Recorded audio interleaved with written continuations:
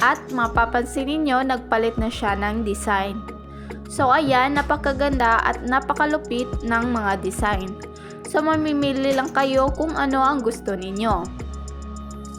Hello everyone! So for today's video, ituturo ko po sa inyo kung paano natin lagyan ng ilaw ang ating screen lighting sa gilid ng ating cellphone or yung ating screen border ay lalagyan natin ng ilaw. So paggagandahin natin ang ating phone screen sa pamamagitan ng paglalagay ng ilaw at iba't ibang forma at iba't ibang design para mas babangis at lulupit ang ating cellphone. So kung bago ka pa lang dito sa aking channel, i-click mo na ang subscribe button pati na rin ang notification bell kasi nag-upload ako dito ng mga tips and tutorials na pwede nating matutunan at pwede nating magamit. So let's start!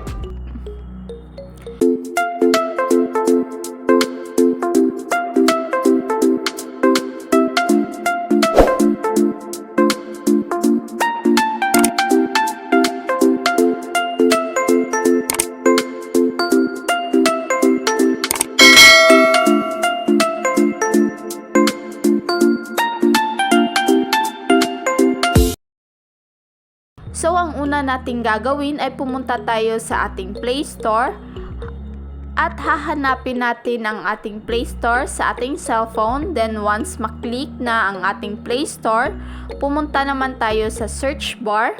Then, ilalagay natin dito ang pangalan ng application. So, itatype natin dito ay Edge Lighting Border, Light Soul Apps. So, eto. Then, i-click natin itong search. So, ito yung hahanapin natin sa ating Play Store. So, ang creator nito ay si Soul Apps Studio.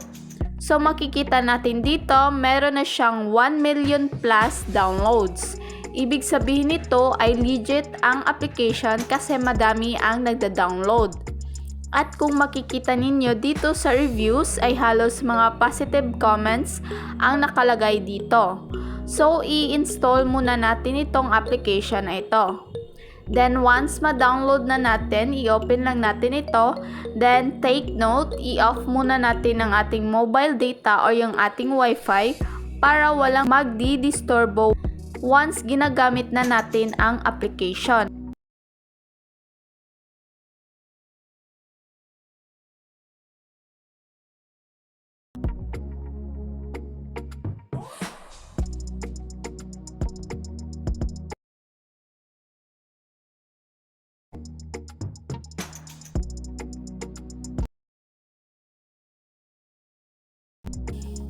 So, ang unang makikita natin, ito yung lalabas.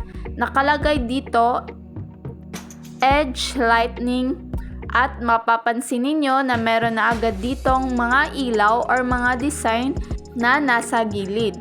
Kung mapapansin ninyo, may nakalagay na dito na display settings, my themes, settings, color, etc.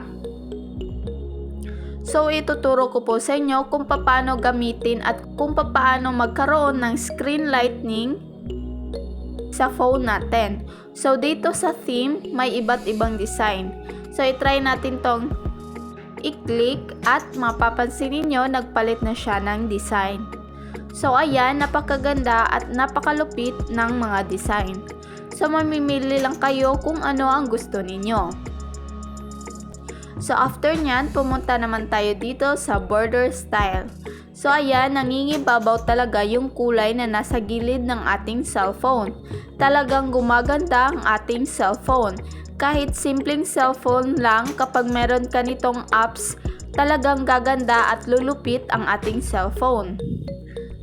So, ngayon, kayo na ang bahalang mamili ng themes at border style. So, ngayon, para ma-active naman to sa ating device, may makikita kayong enable necessary permission to enjoy edge lighting. So, ang gagawin lang natin, ito turn on lang natin, then lalabas ito. Click lang natin tong allow at mapupunta tayo sa display over other apps. So, hahanapin natin yung application na dinownload natin. Then, i-click lang natin to. Then, i-turn on lang natin itong allow display over other apps. So, after ma-turn on natin, i-click lang natin tong display settings. Then, depende na sa inyo kung gusto ninyong laging nakabukas. So, i-click lang ninyo itong always display. Then, kapag gusto naman ninyong umilaw ito, kapag may tumatawag, i-click lang ninyo itong show on incoming calls. So, ayan. Then, dito, kapag may na-receive kayong messages or text, tsaka lang ito mag-iilaw or i-turn on lang ninyo itong incoming SMS. Ito namang other apps, kapag mag-open kayo ng other apps, iilaw ito.